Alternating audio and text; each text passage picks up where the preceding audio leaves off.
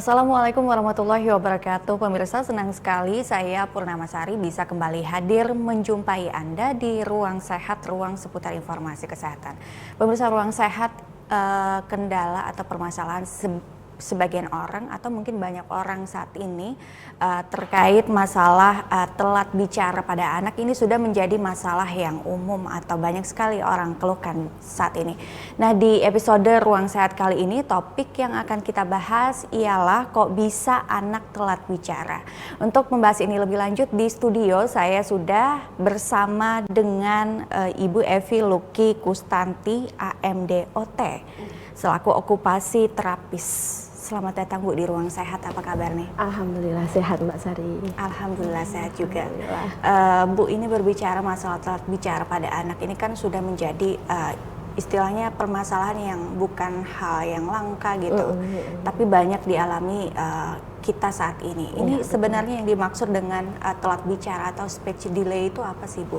Iya, speech delay itu adalah suatu kondisi di mana anak-anak itu mengalami kesulitan untuk mengekspresikan perasaan dan keinginannya pada orang lain gitu ya, orang-orang dewasa di sekitarnya. Bukan hanya sekedar dia itu bermasalah dalam artian di sini karena ada gangguan pendengaran atau karena ada autism, bukan hanya sekedar itu, tapi di mana dia juga mengalami permasalahan interaksi sosialnya bermasalah, kemudian dia juga kemampuan bermainnya juga kurang, kemudian cara dia untuk berbicara juga tidak pada seusia anak-anak normal lainnya, karena dia mengalami penguasaan kosakata yang kurang atau kosakatanya tidak sesuai dengan usianya. Yang minim begitu ya? Yang minim, betul sekali. Oke, tapi kan ini balik lagi perkembangan anak untuk bisa mampu berbicara itu setiap anak beda-beda begitu ya Bu ya. Tapi untuk patokan dasarnya mengetahui anak itu ini bicaranya sesuai dengan usianya atau dia memiliki keterlambatan atau tidak, itu bagaimana itu? Iya. Untuk patokan dasar anak-anak itu mengalami keterlambatan bicara atau tidak, itu kita bisa melihat yang pertama itu adalah perkembangan bicara pada anak. Perkembangan bicara pada anak, normalnya anak pada usia 18 bulan harusnya sudah muncul true speech atau bicara yang jelas dan bisa dipahami oleh orang sekitarnya. Jadi setidaknya dia di usia 18 bulan itu orang-orang di sekitar sudah mengerti, oh ini minta susu, oh ini mau jalan ke situ, oh ini mau ngajak mencari kucing. Nah, itu kita setidaknya paham. Gitu ya. Kemudian yang kedua adalah perkembangan motorik kasar pada anak. Nah, normalnya motorik kasar pada anak itu adalah step by step ya Mbak ya. Jadi di situ tidak boleh ada perkembangan yang tertinggal.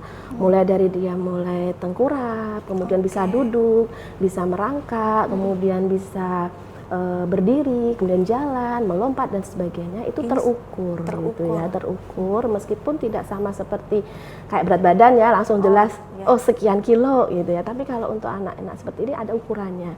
Setidaknya misalkan lihat contoh 8 bulan itu harusnya anak sudah mampu merangkak.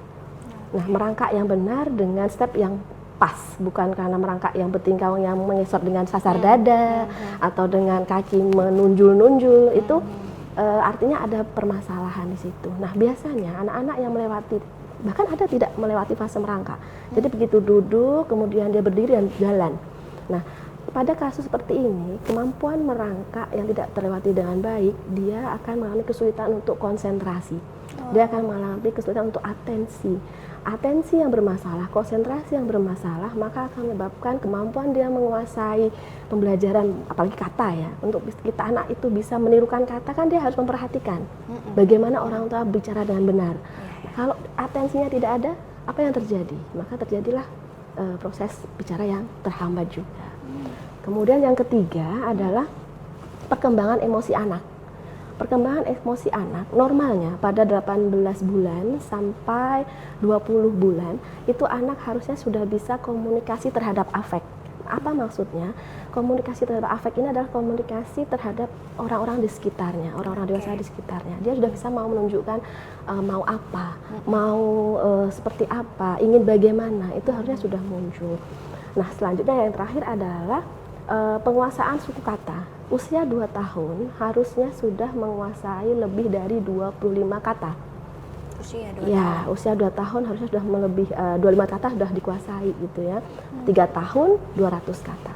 Ketika itu kurang berarti ada masalah di bicara anak. Oke. Ini tadi kan Ibu sebutkan ada beberapa perkembangan anak yang jangan sampai terlewatkan begitu ya, seperti merangkak dan lain-lain. Kalau misalkan itu ada bagian perkembangan si anak ini terlewatkan, itu termasuk tanda anak akan mengalami kesulitan berbicara, begitukah? Bisa dijadikan salah satu faktor begitu ya. Oke, tapi kalau untuk berbicara masalah kemampuan anak berbicara ini lazimnya tuh umumnya di usia berapa nih patokannya? Ada patokannya tidak? Iya, dari 4 hal tadi, 4 dasar tadi, maka beberapa ahli tumbuh kembang gitu ya, beberapa anak-anak spesialis atau profesi yang istilahnya menangani anak-anak itu mereka sepakat pada usia 18 bulan sampai 2 tahun ketika tidak ada muncul sama sekali kata-kata, maka itu bisa dikategorikan warning gitu ya, warning anak ini mengalami waspada sudah orang tua di rumah ya Bu ya, walaupun misalkan di pertengahan usia itu dari 18 sampai dengan 2 tahun mungkin ada sepatah dua kata gitu yang keluar dari si anak, tapi itu juga bisa dijadikan satu waspada dini lah bagi orang tua. Betul. Oke, baik. Ini Bu, bagaimana mengetahui anak lamban bicara selain dengan kemampuan penguasaan kosakata, juga adakah tanda lain yang bisa diketahui seperti tatapan kosong gitu, terus tidak ada respon ketika diajak berinteraksi atau bagaimana begitu Bu? Iya, betul. Untuk mengetahui cara lain selain dari kata-kata tadi ya, betul, penguasaan kosakata itu bisa dilihat dari bagaimana cara anak berinteraksi dengan lingkungan sekitarnya. Apakah dia ngeh dengan orang-orang di sekitarnya, ataukah dia cuek, cari asik kemana-mana, nggak peduli itu, iya gitu ya, itu siapa gitu ya. Ada ayahnya datang dari kantor, normalnya kan ayah datang gitu kan, ada respon, ada menyambut dan sebagainya. Ini enggak gitu ya. Nah itu perlu dilihat bagaimana kok anak saya cuek ya, kok anak saya nggak peduli, mamanya pergi pun juga santai gitu ya, ada masalah apa ini gitu asik kan. dengan dirinya sendiri. Betul. Ya, Kemudian yang ketiga adalah bagaimana perilakunya. Kedua perilakunya. Bagaimana apakah dia muncul di usianya, kan tadi harusnya normalnya di emosi perkembangan anak adalah 18 sampai 20 bulan itu muncul komunikasi terhadap afektif. Nah, kalau dia tidak ada perilaku untuk berusaha, bahasanya di sini adalah mendekat dengan orang-orang di sekitarnya, itu juga perlu ditanda tanya. Kemudian bagaimana, apakah perilakunya dia masih suka yang meledak-ledak marahnya, tantrum kalau nggak dituruti, kemudian dia suka narik tangan kalau minta sesuatu, atau cuma nunjuk-nunjuk saja perilakunya. Itu perlu dilihat juga, ada nggak permasalahan di perilakunya. Kemudian yang terakhir adalah bagaimana cara anak bermain. Normalnya anak bermain di usianya kan ini ya Mbak Sari, kalau melihat mobil ya didorong, ngeng-ngeng atau brum-brum-brum, suaranya muncul seperti itu. Tapi ada juga anak yang tidak tahu cara bermain mobil itu bagaimana. Iya, atau main mobil dengan cara yang aneh, diputar si mobil, rodanya yang diputar-putar saja. Ada yang seperti itu. Jadi dilihat di situ bermainnya, perilakunya, sama interaksi dengan orang-orang di sekitarnya. Ada respon anak dengan orang-orang dan lingkungan sekitar. Betul. Oke, baik, ini menarik sekali, tapi akan kita lanjutkan sesaat lagi, tetap di Ruang Sehat, ruang seputar informasi kesehatan.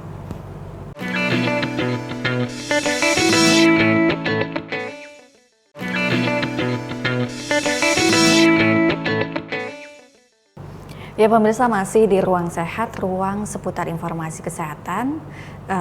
Bu, ini berbicara masalah telat bicara pada anak. Ini penyebab yang biasa atau umum yang ditemui di masyarakat itu apa sih Bu? Yang menyebabkan anak ini telat bicara begitu? Oke. Yang pertama itu adalah gangguan pendengaran Mbak Sari. Karena kita ketahui bahwa pendengaran ini adalah sumber informasi pertama. Seorang anak mengenal kata, mengenal suara. Nah, ketika anak itu mengalami gangguan pendengaran, secara normalnya gitu ya, otomatis dia mengalami kelambatan bicara juga. Nah, beberapa kasus ada kami namanya tidak ada alat ukurnya kecuali di tempat yang pas gitu ya. Kami mengalami permasalahan mendiagnosa gitu ya. Sudah dilakukan beberapa tindakan yang sesuai, kok ini tidak ada respon sama sekali. Nah, setelah kita cek ternyata gangguan pendengaran gitu ya, entah desibel 60, entah 100, entah 120, itu tetap berpengaruh dan itu harus ada namanya alat bantu ya otomatis ya, karena kalau sumber bahasanya aja untuk mengenal kata aja tidak difasilitasi, otomatis bicara juga mengalami permasalahan. Oke. Yang kedua adalah hambatan perkembangan pada anak menguasai kemampuan oral motor. Biasanya ini karena pengaruh pengenalan kalau orang bilang itu perkembangan motorik mulut anak. Jadi ketika anak berkembang di usianya, harusnya kan kita mulai dari 0 bulan, itu kan ada namanya ASI. Kemudian ada MPASI. Habis MPASI nanti ada lagi makanan yang mulai bertekstur, kemudian nasi, kemudian lepas ASI. Nah, ini kadang orang tua karena mungkin saking perhatiannya gitu ya, terjadi permasalahan tidak tepat dalam pengenalan tekstur makanan, mengenalkan ini juga salah satu penyebab. Betul sekali. Nah, apalagi zaman sekarang nih Mbak Sari, banyak yang beralih ke DOT misalkan ya. Nah, orang tua berpikir di DOT itu semua sudah terpenuhi, semua sudah bisa diberikan gitu ya. Sedangkan untuk fase-fasenya itu tidak diperhatikan. Kenapa anak harus mengenal tekstur lembek? Kenapa anak harus mengenal berbagai macam makanan? Itu adalah fungsinya untuk meningkatkan pergerakan fungsi sensoris mulut dan sendi-sendi di area mulut. Inilah untuk modal anak untuk dia nanti dapat berbicara kayak gitu. Kemudian yang ketiga adalah masalah keturunan. Masalah keturunan ini tidak bisa kita pungkiri. Beberapa orang tua yang dulunya juga lambat bicara, maka juga akan menurunkan anak yang lambat bicara. Nah, kalau ini berbicara masalah genetik, kromosom, ini bukan ranah saya ya. Tentunya ini ranah orang-orang yang juga ini salah satu penyebab. Salah satu penyebabnya. Kemudian yang keempat adalah masalah pembelajaran komunikasi orang tua pada anak. Di sini pola asuh. Pola asuh. Bagaimana orang tua itu kadang budaya satu dan budaya yang lain itu berbeda-beda. Iya. Terkadang ada satu keluarga itu kalau ngomong cepat gitu kan. Saya pernah ada pasien gitu ya dari salah satu daerah, saya lupa daerah mana. Itu kalau ngomong saya berpikir begini, bagaimana anak ibu akan bisa menangkap ibu ngomong apa? Kalau ibu ketika ngomong, ini benar ibu cerewet, ibu ngomong, tapi ngomongnya nggak terjelas itu ngomong apa, dia menyambat belum tentang bisa dipahami anak yang betul sekali. Jadi ya kemudian terakhir ini yang jadi sangat fenomenal sekali. Oke, apa itu? Ini adalah karena pengenalan TV, ke HP, smartphone, atau kita dengar yang smart lainnya. Ya. Nanti kita sebut merek, nanti kita iklan ya Mbak Sari. Intinya karena penggunaan gawai begitu. Betul, ya Bu ya. Karena penggunaan yang tidak tepat di usia anak. Jadi anak di bawah 2 tahun normalnya tidak boleh diperkenalkan sama sekali media audiovisual. Memang benar bahwa fase perkembangan anak di 0 sampai 2 tahun itu yang paling meningkat dari sistem otaknya itu adalah pendengaran dan penglihatan. Tapi bukan berarti adalah pendengaran penglihatan yang di sini sudah komplit dalam satu kotak gitu ya, tinggal pilih channel mana, bukan itu. Tapi pendengaran penglihatan yang dia dengar secara alami dari lingkungannya, dari orang tuanya. Begitu ya Bu ya. Betul Mbak Sari. Nah, ini kadang salah istilahnya salah persepsi gitu ya. Biar anak pinter saya kasihkan smart titik-titik gitu ya. Biar pinter anak saya kasihkan HP dengan edukasi bla bla bla bla. Lagi sekarang aplikasi macam-macam, tapi tidak tepat. 0 sampai 2 tahun tidak benar, tidak dibenarkan diberikan stimulasi dengan media itu. Berarti dia harus diberikan istilahnya secara langsung gitu ya Bu ya, komunikasi dan misalkan nyanyi-nyanyian begitu ya Bu ya. Tapi bagaimana kalau misalkan orang tua yang sibuk bekerja begitu, lalu gawai dijadikan solusi, tapi anak ketika ditontonkan gawai gitu, dia senang, dia happy, dia nyanyi-nyanyi, dia joget-joget, itu apa yang terjadi Bu? Iya. Dia belajar dari gawai tersebut memang. Dia belajar dari apa yang dia terima dari respon terhadap gawai tersebut. Tapi bagaimana nanti ketika dia berinteraksi dengan lingkungannya? Apakah anak mampu juga sama ketika dia lepas HP, lepas tadi ya smart tadi, dia dapat mengekspresikan dengan sesuai dengan orang-orang sekitarnya, ataukah dia justru di sini dia hanya mengikuti apa yang ada di HP tersebut? Oke, setelah itu tidak ada respon lagi. Iya, betul sekali. Itu yang dikhawatirkan. Oke, Bu, ini apakah benar nih anggapan sebagian orang bahwa anak bisa bicara dengan sendirinya? Nanti anakku bisa bicara sendiri kok, nggak usah khawatir gitu. Itu gimana tuh Bu dengan anggapan yang seperti itu? Oke, banyak sekali ya yang bilang begitu juga Mbak Sari. Kalau saya pribadi saya tidak setuju gitu ya.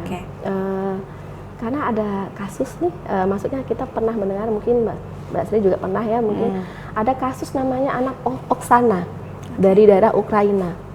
Dia dibesarkan di lingkungan yang orang tuanya pemabuk, kemudian tidak peduli dengan anaknya gitu ya, dan tiba-tiba Oksana itu hilang.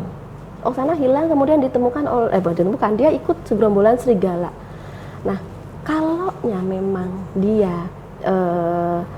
bisa bicara itu muncul sendirinya, harusnya ketika Oksana ditemukan, Oksana bisa dong kayak kita ngobrol santai, punya banyak teman, bisa ada interaksi. Tapi ternyata tidak. Ketika Oksana ditemukan, dia seperti serigala, dan dia hanya paham kata ya dan tidak. Nah, menurut saya berarti anggapan ini tidak tepat. Tidak tepat gitu, karena bahasa itu adalah dari pengalaman, dari dia belajar dengan lingkungan sekitar. Berarti ini hal yang tidak harus disepelekan. Betul. Dan ini tidak tepat ya Bu ya, kalau misalkan ada anggapan anakku nanti bisa bicara sendiri deh. Jangan lagi ya Bu ya, jangan lagi, betul. Oke, baik. Ini kapan orang tua harus mulai waspada kalau anak mengalami keterlambatan bicara? Ini kan kadang kayaknya anakku ini kayaknya baik-baik aja deh. Tadi bisa bilang mama gitu, walaupun nggak banyak kosakata yang dia lontarkan, tapi kayaknya orang tua sudah merasa aman ketika anak sudah mulai berkata-kata walaupun sedikit gitu. Itu seperti apa orang tua harus waspada gitu? Dari tadi perkembangan tadi ya Mbak Sari, ada 4 perkembangan tadi, mulai dari perkembangan emosi, perkembangan bicara, perkembangan motorik, dan perkembangan kosakata. Perlu kita sebagai orang tua waspada, yaitu di 18 bulan sampai 2 tahun ketika anak hanya minim kata. Kalau yang normalnya kan 25 kata lebih, harusnya dia sudah bisa keluar kata. Nah, kalau masih minim, baru cuma mama, abah, kok cuma ini aja ya gitu ya, perlu kita harus waspada dan segera kalau saya bilang boleh minta tolong gitu ya, cari pertolongan.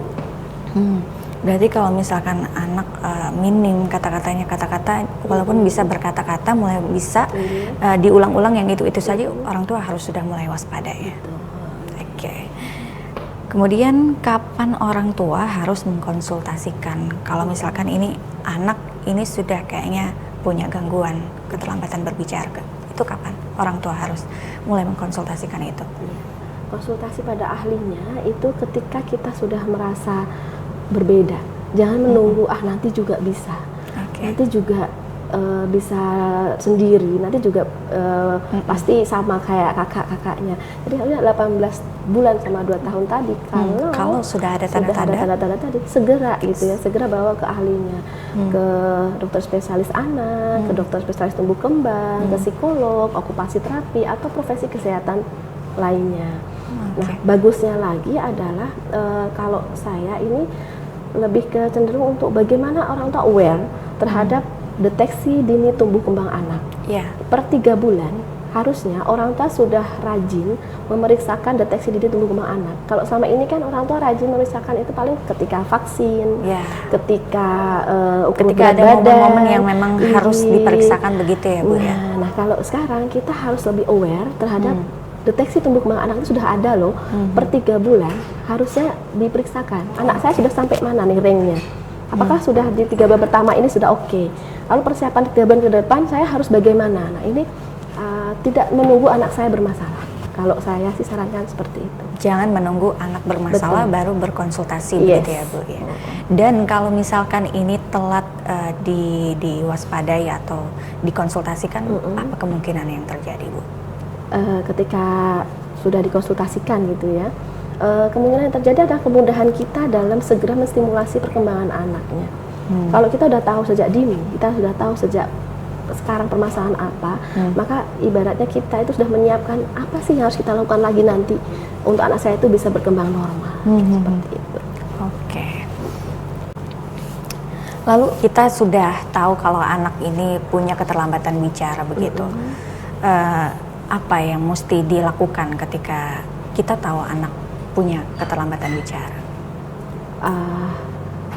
Yang pastinya tadi kita datangi ahlinya ya Mbak ya. Kita datangi ahlinya, kemudian kita minta untuk diperiksakan ya, sejauh mana apa ya istilahnya tuh di sini tuh ketertinggalan anak saya.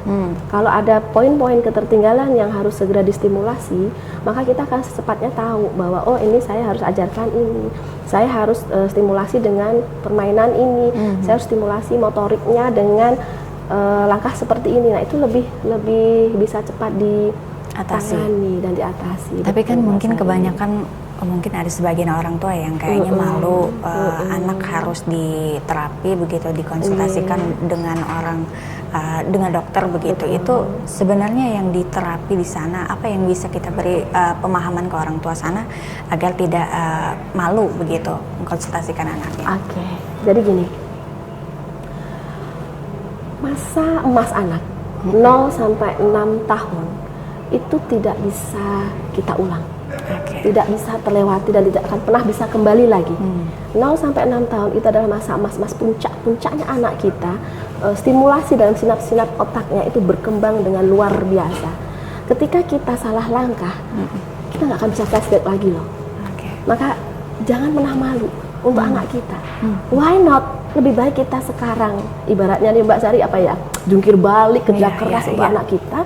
Tapi nanti ketika dia di masa setelah emasnya ini dia oke gitu ya, atau malah kita ketika dia sudah 7 tahun kita harus balik lagi mengulang masa ini, itu lebih sakit lagi kalau menurut saya. Jadi bagi saya ayah bunda di sana ya, di luar sana, ayo gitu, ini bukan hal yang disepelekan. 0 sampai 6 tahun ini cukup singkat sekali waktunya dan tidak akan terulang lagi. Betul. Dan jangan pernah melewatkan masa-masa anak ini. Jangan terlewatkan, Mbak Sari. Oke, baik, kita akan lanjutkan tapi setelah jeda pemirsa tetap di Ruang Sehat, ruang seputar informasi kesehatan.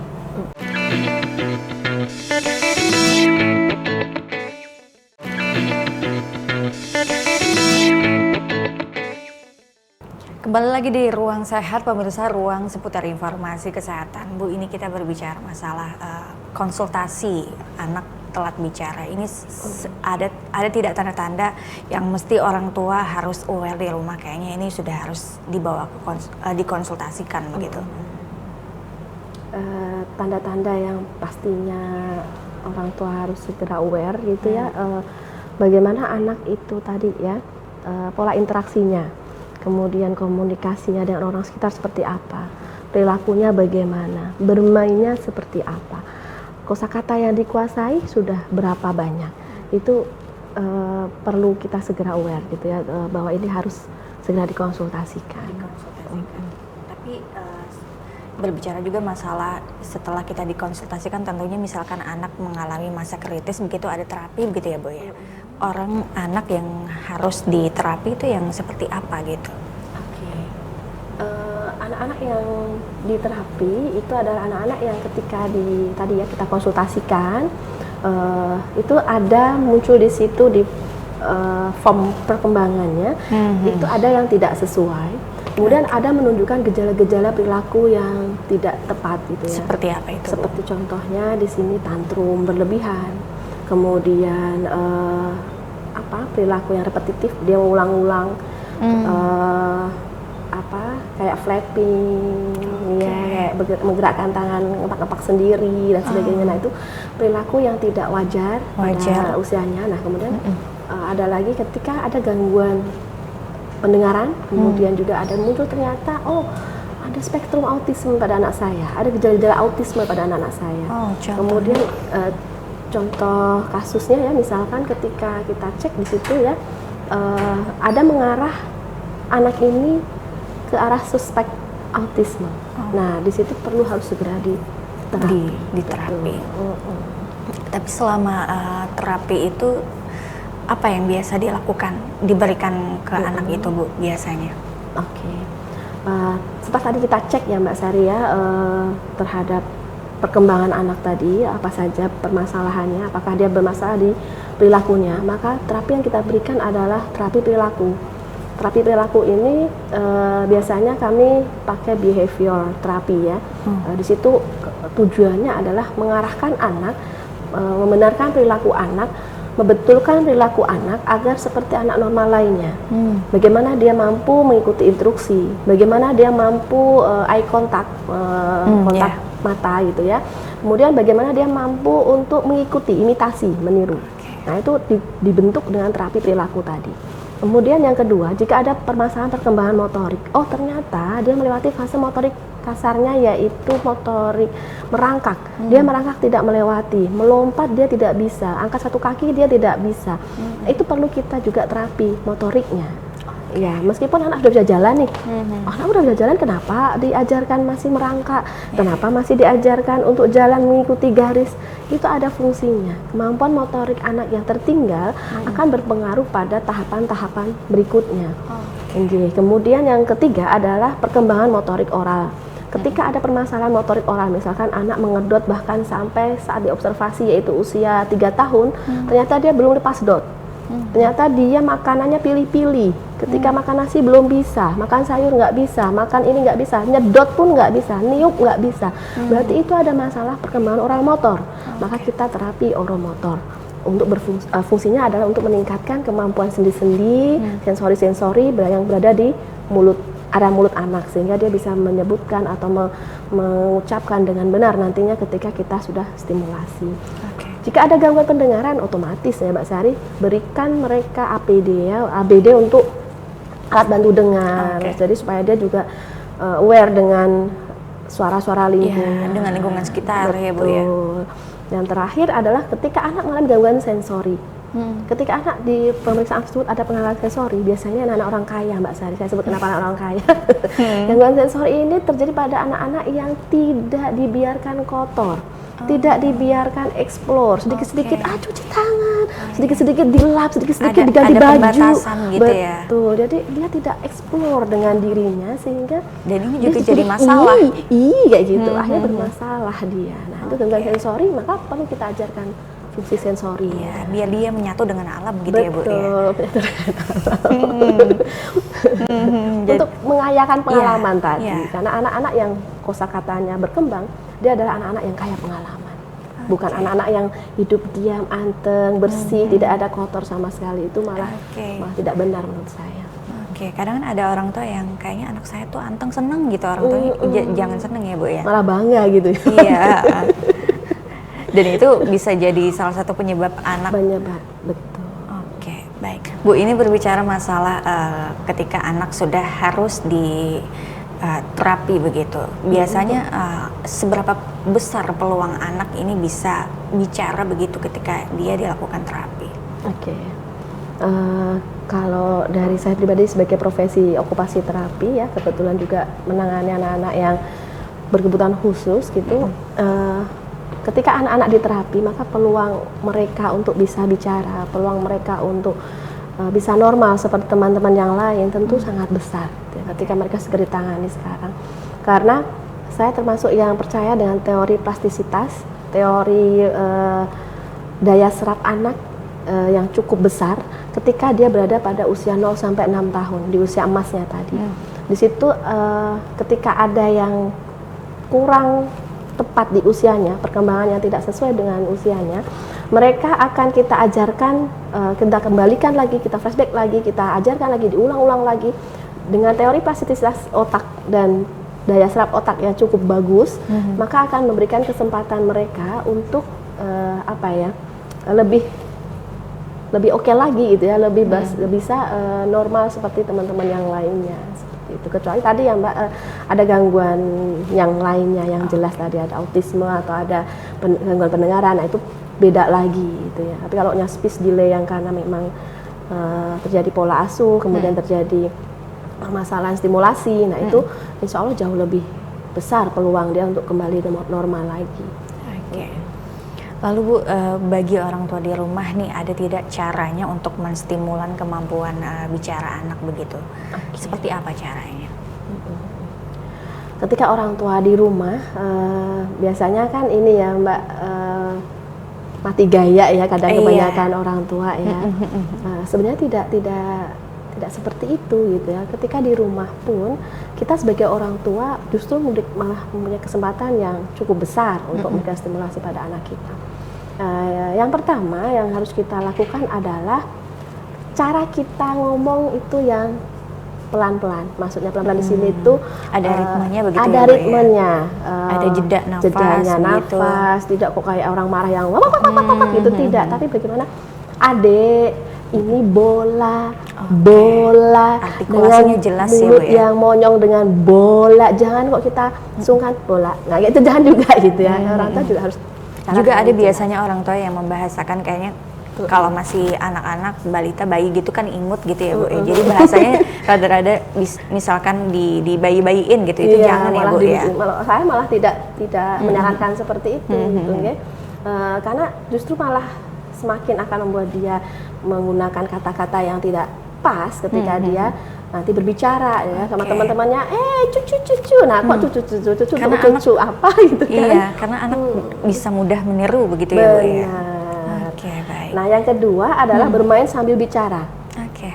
Nah, jadi orang tua itu bermain itu jangan juga menemani cuma diem aja gitu ya. Sambil mencet apalagi HP sampai gitu ya. update status nih guys main sama anak gitu.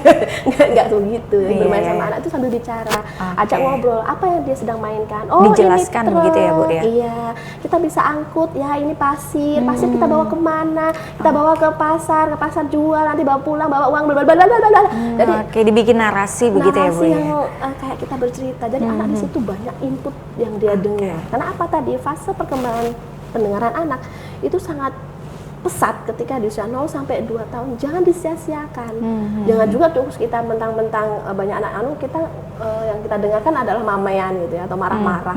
Jangan begitu juga gitu ya. Tapi tadi bermain sambil diajak ngobrol, mengenalkan nama-nama benda-benda. Kemudian yang berikutnya belajar sambil bernyanyi.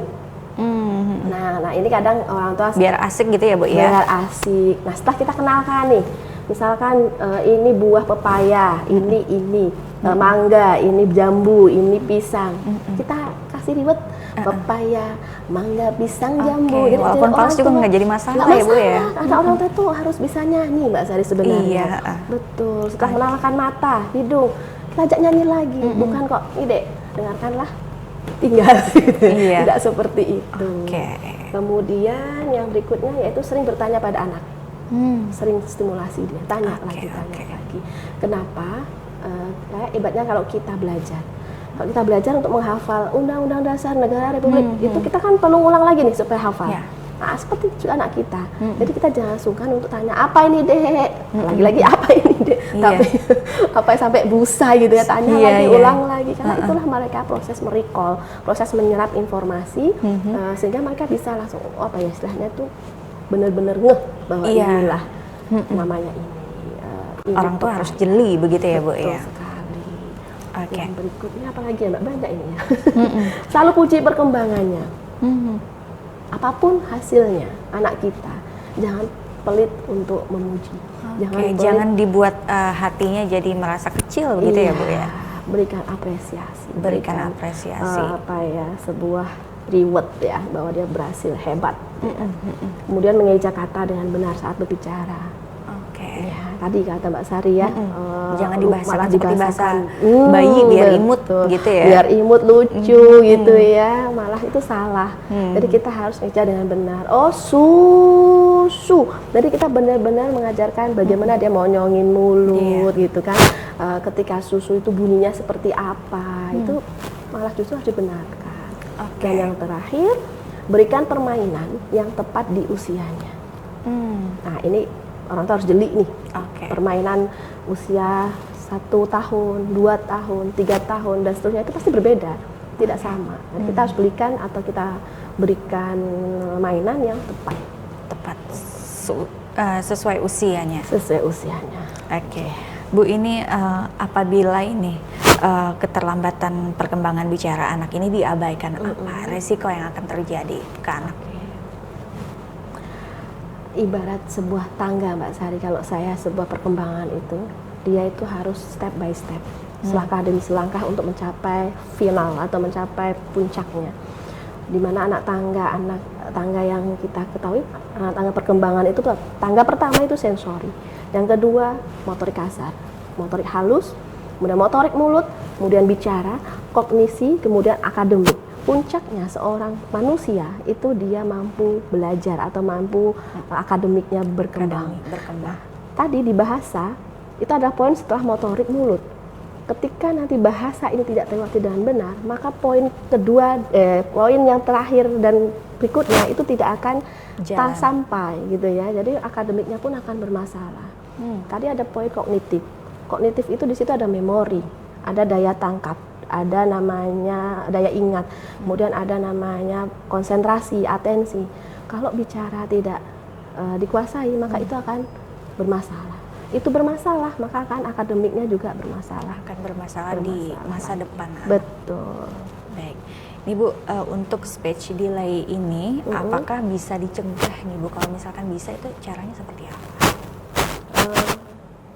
Bisa nggak dicegah? Dicegah ya Mbak Sari ya.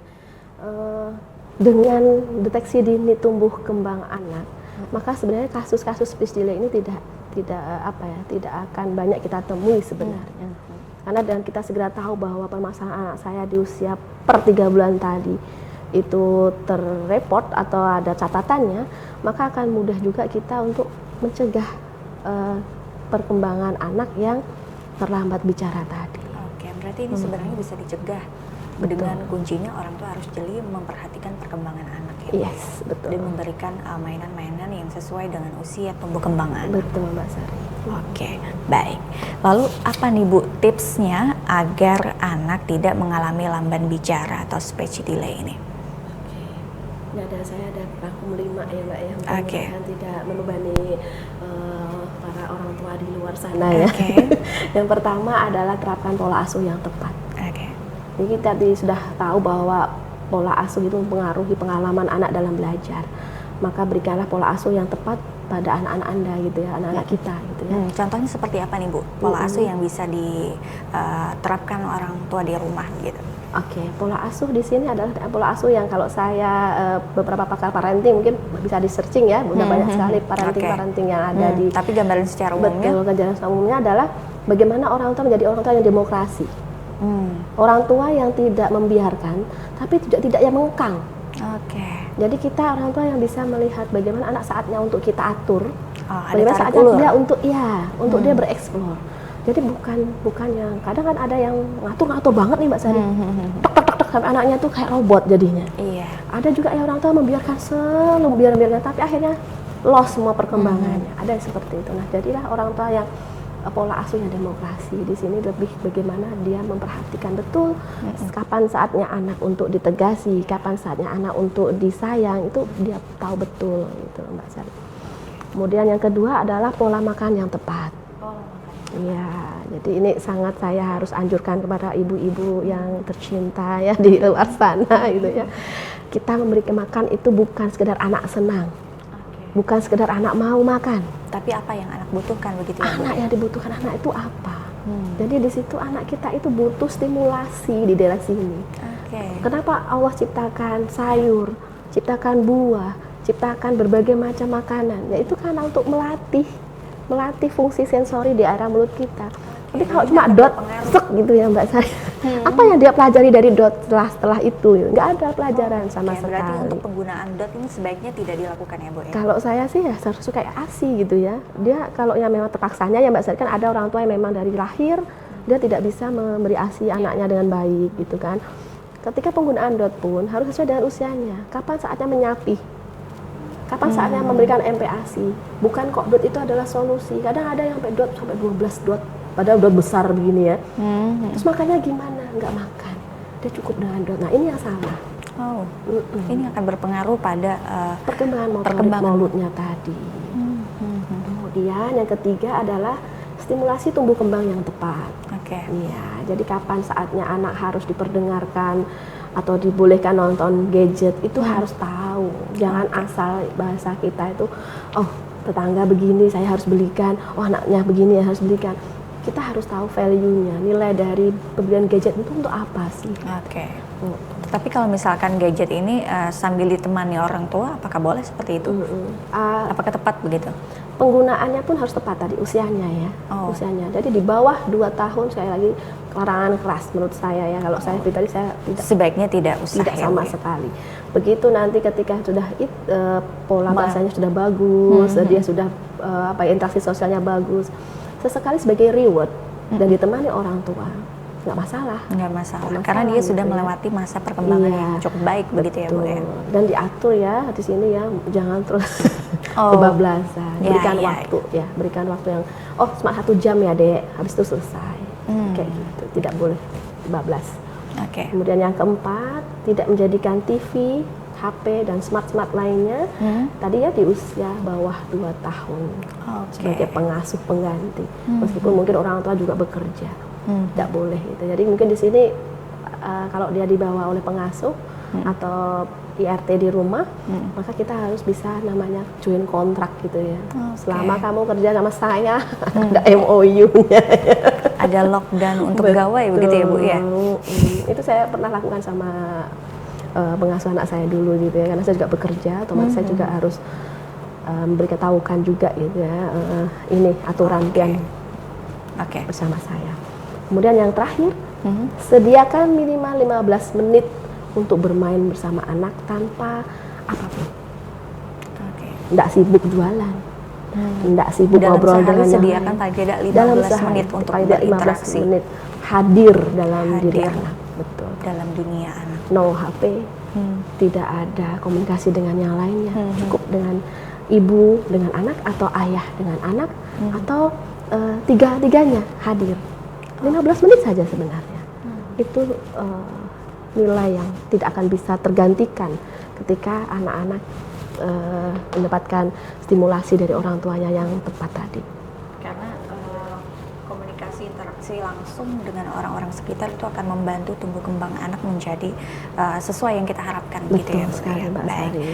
Ibu Evi, terima kasih banyak sudah memberikan informasinya terkait mengapa anak bisa telat bicara. Semoga ini bisa menjadi manfaat dan informasi bagi kita semua. Dan pemirsa tetap patuhi protokol kesehatan tentunya di tengah pandemi ini, cuci tangan menggunakan sabun, air mengalir, memakai masker apabila keluar rumah dan menjaga jarak aman satu dan lainnya. Terus saksikan Ruang Sehat setiap Rabu pukul 8 malam hanya di TV Tabalong. Saya Purnamasari beserta kru yang bertugas mengucapkan terima kasih dan sampai jumpa. Wassalamualaikum warahmatullahi wabarakatuh.